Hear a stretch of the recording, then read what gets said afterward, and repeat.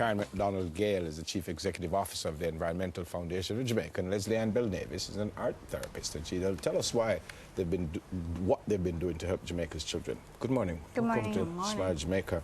Karen, good to see you. Tell me about the EFJ.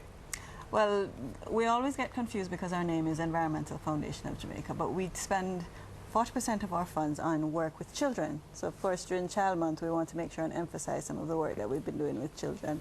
I just saw a quote the other day from Walt Disney that said our greatest natural resource is our children, so it's totally appropriate. So Lesli-Ann is here to tell us a little bit more about an exhibition that recently ended at the Genesis Academy, where one of our projects where we were funding her art therapy work with special needs children from Genesis Academy as well as the STEP Center had a nice closing ceremony with some great art pieces that could fit on the walls of Smile Jamaica. So the Genesis Academy and the STEP Center. Right, which are both service the needs of special needs children.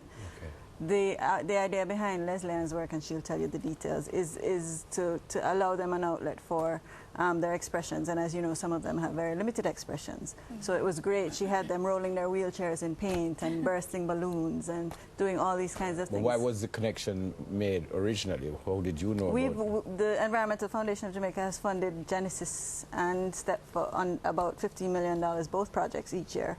Sorry, over a period of time. So this is just a continuation. Special needs, children with disabilities have been one of our key areas of focus. Okay. So you use art as a means of therapy for children who may be introverted or may have special needs, yes, and they are better able to express themselves. Yes. Through Case example, a couple of the students at one of the schools, their disabilities are that they have a lot of physical disabilities. There are limitations in their mobility, in their grasp and stuff.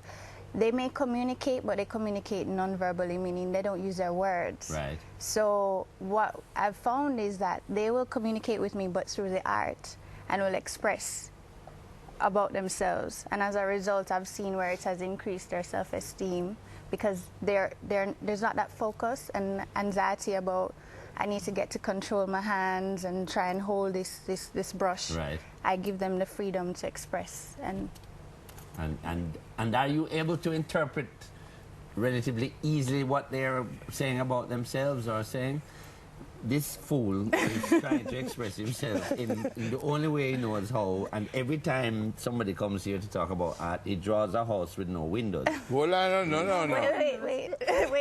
Before we get into that, to answer your question, Simon, a lot of people always ask me that, if the first thing I do is assess.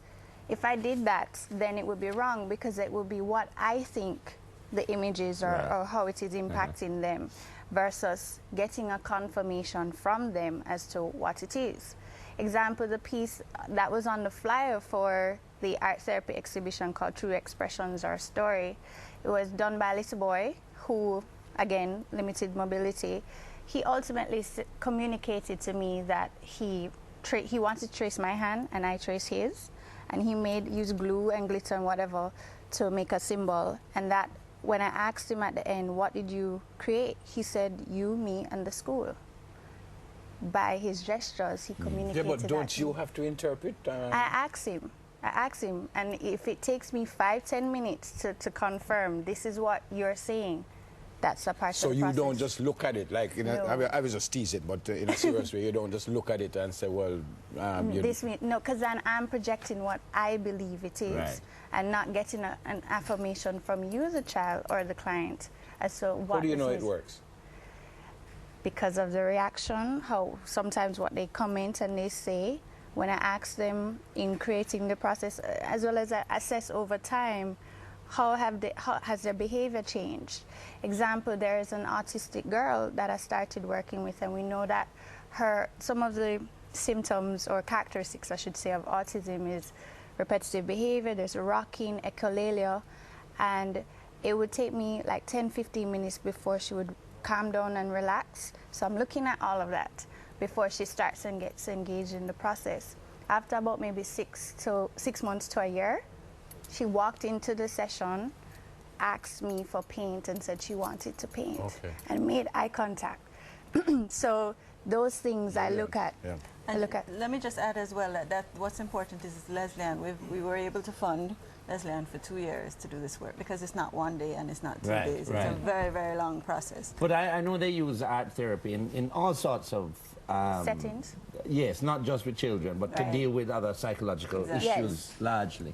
And we've had people here who've come on and suggested the use of it and how well it's worked. What I don't understand is why are you called the Environmental Foundation and you deal with pure picnic?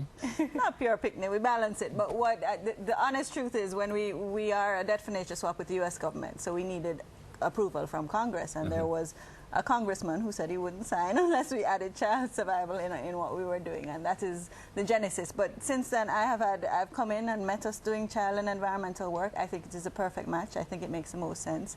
I think funding. I think we have to look after environment for the children. Exactly. To inherit and a better we know earth. that one of the things we found is that the niches that we found, early childhood, children with disabilities, are things that are not otherwise funded, and so we look for funding in those areas. We just heard of somebody closing down their operation, Maya Chungley, which is very unfortunate. Yeah. But I'm assuming there are other.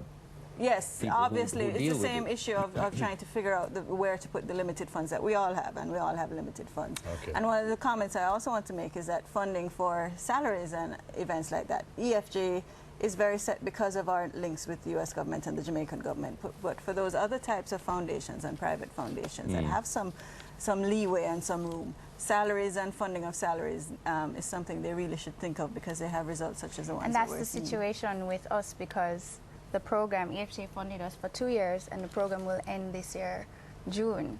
And so we've seen the benefits and how it can impact the children. And So this you is want more something. funding? Yes, and this is something that could spread not only for children with special needs, but within the educational system. Yeah. Not just my therapy, but there are other therapies that are outlets that need that. My daughter is very interested in the whole business of art in primary schools because there is no curriculum, art curriculum in primary schools. And it is therapeutic, one, but two, you may find the next Picasso or whatever lurking in some primary school room. Some of them were in the art exhibits. I hope you saw. All right, Lesli-Ann, earn your money. Tell me how rich I'm going to get. I told him to stick to football, you know. Lesli-Ann, what do you want see? me to? What do I see? What do you see? No, you have to tell her what. She's not interpreting. I want to do it differently. What do you see? Am I going to be rich and famous? It's a very simple question. Well, let me ask you this: do you want to be rich and famous? And maybe you I don't currently want to be famous. I want to be rich. Okay, maybe you currently are though. No. Lesli-Ann, you couldn't get anything from me. No, sir. What do you think, son? Look at it and analyze. I want to know what you see right. What is this here? Is that a dog? Yeah, I started with a car, but you changed it into a dog. Yeah. Okay. He's allowed artistic expression. Which would suggest that you want to ride around on your dog. Hold on. We can see if there's any art therapists out there to say, oh, brilliant. No, but there are therapists. No, this is beyond this art therapy. No, but seriously. No. But I really want to live in a church with a dog. I put in on highway. You don't see me highway. Wait, but I'm not sure if the viewers got to see some of the pictures from the exhibition. Okay, yeah. There are some great pieces done by the kids. There was like the balloon art, and as Karen. Where are they? The exhibition is still on? The exhibition, we extended it till Monday. That was gone. But the pieces are still up at the school. So, and it will be up until May 18th for their open day. This is at Genesis Academy, which is 38 South Camp Road. But there are just some great pieces that they did. There's a wheelchair art piece, and someone might say, well, how would that affect somebody? But having them create within that kind of process. Sounds like it was interesting. Good work. Great stuff. Great stuff. Karen McDonald Gale, Chief Executive Officer of the Environmental Foundation of Jamaica, and Lesli-Ann Belnavis, art therapist. Didn't want to therapy me. I don't know why, but just so. Coming up, National Solid Waste Management Authority. What a big name, big job. Stay with us. Soon come.